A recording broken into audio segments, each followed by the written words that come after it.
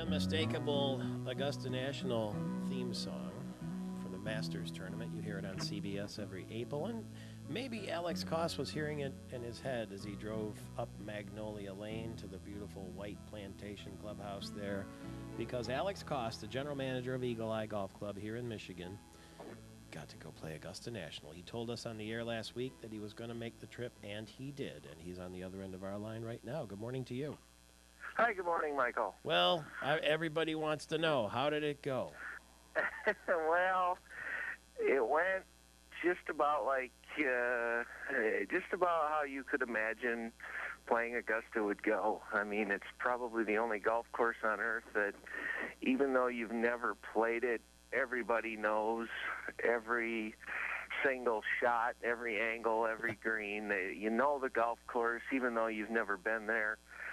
You don't have to be there to know the golf course, but certainly being there is just an experience, unlike any other, I guess, as some say. Yeah, Jim Nance, a tradition unlike any other. So how much did you spend in merchandise? Well, we got there the day we were there. The club was only going to be open one more day. So just like every other golf shop, they want to get rid of stuff. So things were anywhere from 50 to 75% off, and none of my friends are going to go without from the pro shop at Augusta. I came home with plenty. That's pretty good. What surprised you about the place?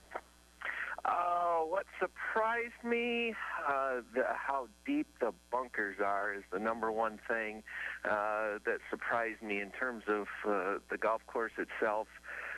You see those shots, the guys that hit it left on 18 or in that bunker on 1 on the right, and they hit it out of there onto the green. Well, I happen to be in both of those bunkers, and you take your wedge and you go down there and you just hope to clear the lip.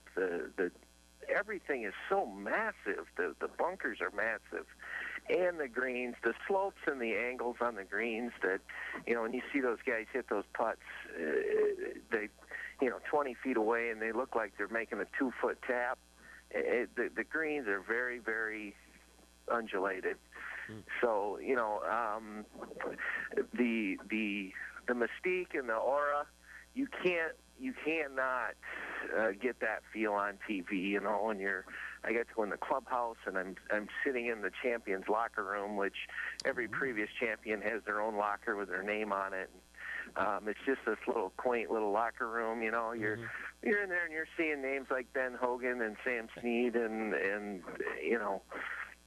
it gives you, as a golfer, you really. You understand tradition and you understand all that stuff. So when you get to feel it, it's pretty special stuff. What did you shoot? I shot 84.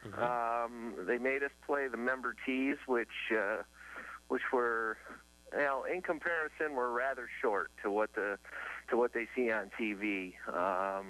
Sounds like it was enough for you, double though. bogeys. I was very, very pleased with it. The other thing surprises people, I think, is where it's located. When you come down Washington Road and you see all of the yes, Hooters. It is. That's a good point, because you're driving up. It's like driving up Saginaw Street almost, and lo and behold, there is a fence with this dark green tarp, kind of camouflage and everything, and there it is. And when you're inside the fence, you have no idea what's going on around you. So the other really cool part was I got to play the par 3 course, and that was a lot of fun. A little tiny sign and a little tiny guardhouse, and very few people get to make that drive. When did you get most excited, and how did you sleep the night before? I played another golf course the day before down there called Sage Valley Golf Club, which is almost as good, to be honest with you, from a course standpoint. And we, it was very hilly, and we walked. And by the end of the round in the afternoon, I was tired enough that I had no problem sleeping. But by 5:30 the next morning, I had a 9:07 tee time. By 5 o'clock the next morning, I was ready to go, and it was. Were you there? Was everything you can imagine and then some. Were you there before dark? I mean, while it was still dark? They wouldn't let us in until 6:30, Okay. and I was right there at 6:30. I just see, hey, I'm here. I got to warm up and everything else. Yeah, exactly. Yeah. Who was the member you played with? Played with a gentleman from the Easy Go Golf Car Company. Oh, okay. Excellent. Easy Go Golf Cars. Of course, every golf car in the world is made in Georgia.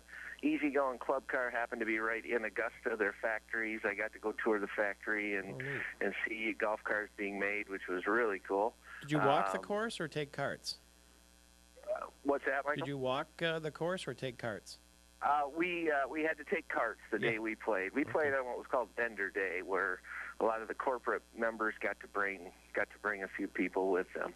Well, I want you to know that I was at your beautiful and exciting Eagle Eye Golf Course yesterday with Tim High, and I shot the best front nine of my life, just kind of playing out of my head, had a great time, and then, made 3 8s coming in and put it in the water at 17 on the island there you go. green.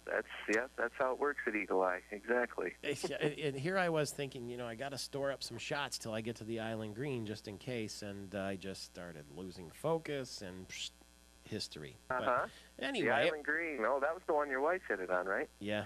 Oh, that was cold. That was really cold. Congratulations, though. You're one of very few people that anyone's ever going to meet who got to play Augusta National, and now every time you go out to the golf shop there at Eagle Eye or Hawk Hollow and you see Alex Cost, you're going to be hearing about this all summer long, I'm sure. Yeah, and I have no problem talking about it. It was it was a pleasure that unfortunately I wish more people could experience. There are pictures on Facebook of Alex Coss, if you find his Facebook page, Alex Coss, and congratulations to you, sir. Thanks, Michael. See you at Eagle Eye sometime soon. It's 8 minutes before the hour.